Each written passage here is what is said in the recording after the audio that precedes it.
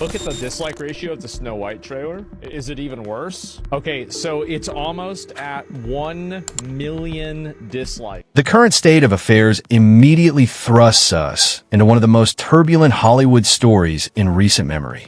Imagine this. Someone is given control of one of the biggest entertainment conglomerates in the world, and it fails despite having massive Disney funding, a legendary plot, and the full support of a formidable studio. This is exactly what happened. In addition to landing a significant role, Rachel Zegler entered a storm head-on.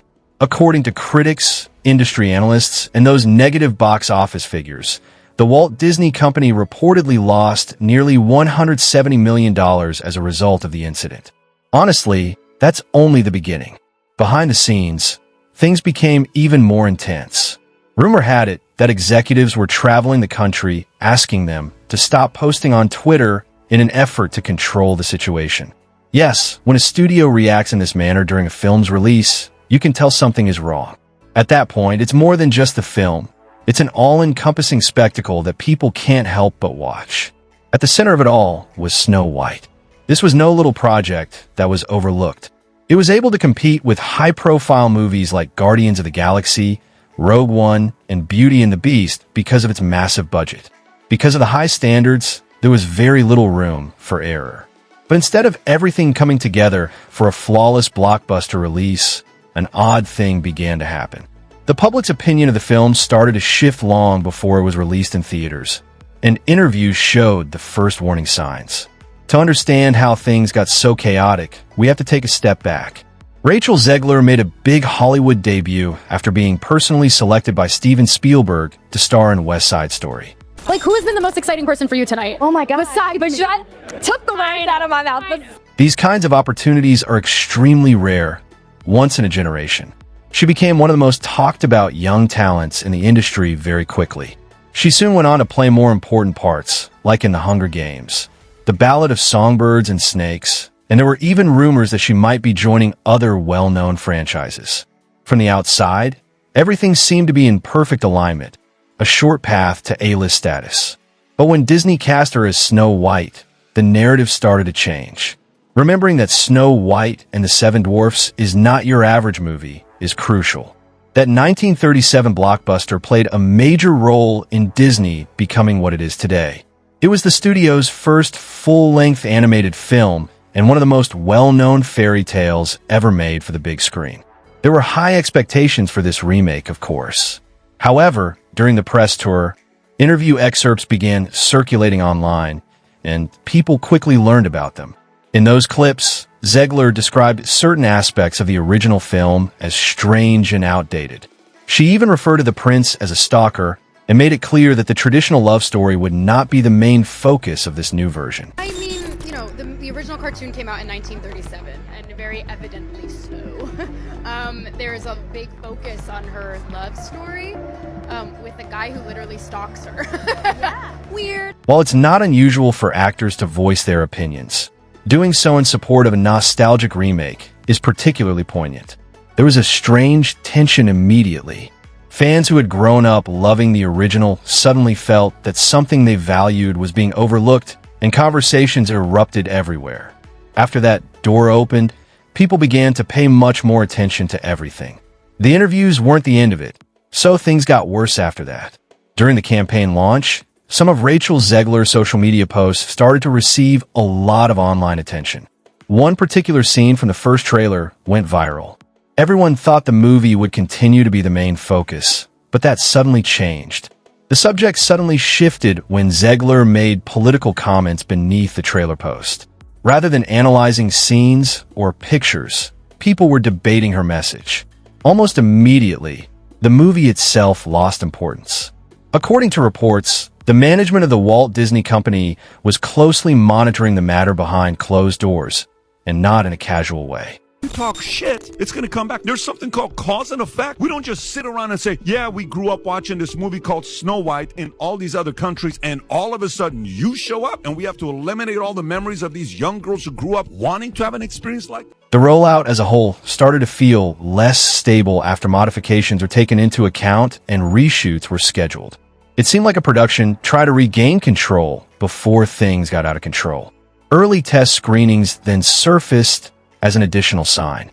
According to reports, one major issue that viewers frequently brought up was the absence of a traditional relationship.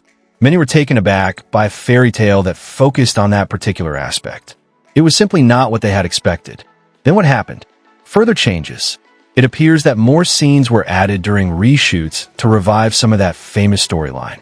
That alone shows how drastically the course was altered during production. By the time everything was finalized, the numbers had significantly increased.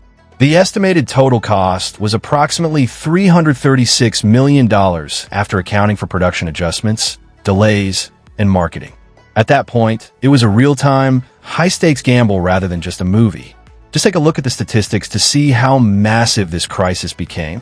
They're incredible. Friday, the Daily Mail obtained and published what it said were exclusive photos from the set of Disney's new, woke Snow White live-action remake. As we know, Disney is in the process of slowly cannibalizing itself, eating away at its own legacy until soon, mercifully, there will be nothing left. They are recreating all of their own classic films, releasing new, lifeless remake versions that are similar to the old versions, except shorn of all the charm and creativity and humor and beauty and all that stuff you don't need. They ask themselves, hey, what would our best films be like if they didn't have any of the qualities that made them special? Each remake has earned increasingly diminishing returns, and so Disney responds by frantically blaming every new failure on racism and bigotry. The film industry doesn't work that way, even though $25 million might seem like a good amount on the surface.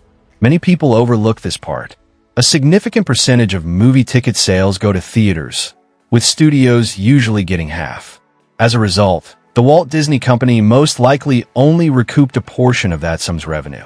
Things start to look very bad when you compare that to a production that is estimated to have cost well over $270 million, even after tax incentives. Industry estimates suggest that losses could approach $170 million. All of a sudden, the film turned into one of Disney's most financially disastrous live-action remakes. The moment those numbers went online, everything took off. Online discussion boards quickly gained popularity, especially on Reddit, where users began reviewing schedules, revisiting earlier interviews, and drawing connections between each component. Once again, screenshots started to make the rounds on Twitter and other platforms, and before long, the entire issue was the focus of an extensive online investigation. Among the most common trends were side-by-side comparisons of self-assured press tour moments and reports labeling the film a box office failure. "Congratulations, you played yourself," was the same caption that showed up everywhere, whether it was harsh or not. That was the general tone on the internet. People's attention was then drawn to something else, something that really grabbed their interest. Disney itself became remarkably quiet following the release, which is not at all typical. Character appearances, theme park tie-ins, and merchandise are just a few of the extravagant promotions that usually accompany the release of a live-action remake. She later appeared in Glamour magazine as one of the Women of the Year. In that segment, she emphasized that artists ought to be allowed to openly discuss politics. The conversation continued to expand after that. This was no longer just about one film. It was now a part of a broader conversation about social media, celebrities, and how those platforms can affect high-profile studio productions. People began to pay attention to her plans for the future by 2026. According to reports, she was working on a smaller independent comedy called She Gets It From Me. It felt like a big shift from the big franchises and blockbuster roles that seemed to be the direction of her career only a few years earlier, even though actors often work on independent films. There were rumors that she would appear on London's West End in addition to another headline about a potential biopic in which she might play music icon Gloria Estefan. That sparked more discussions, but since the project didn't yet have a completed script or confirmed funding, its future was in doubt. Looking back over the entire period, one question keeps coming up. What would have happened if things had gone differently? What if the press tour continued to be centered around the movie? What if the interviews were more sentimental and less critical? What if the story itself continued to dominate the online conversation? Would the outcome have been different? Maybe, maybe not. Because they think these stories don't need to be recreated, many fans already have reservations about live-action remakes. But there's a clear difference between a film that is mildly underperforming and one that receives negative reviews well in advance of its release. This leads us to the final turn of the story. Despite everything that happened with Snow White, Hollywood hasn't slowed down at all. The formula is still in use at the Walt Disney Company. Other live-action remakes of films like Tangled and Moana are already in the works. Big budgets, classic stories, and the hope that nostalgia will draw viewers again are all part of the same strategy. As a result, it's plausible that the real question extends beyond a particular actress or film. Did Snow White represent Hollywood's future, or was it merely a problematic production? This brings the case to a close. Now is your moment. What do you think really happened in this case? Was Rachel Zegler treated unfairly, or did the rollout significantly affect how things turned out? Don't forget to leave a comment, like, and subscribe. In the next one, I'll see you. Thanks for watching, and please subscribe to our channel.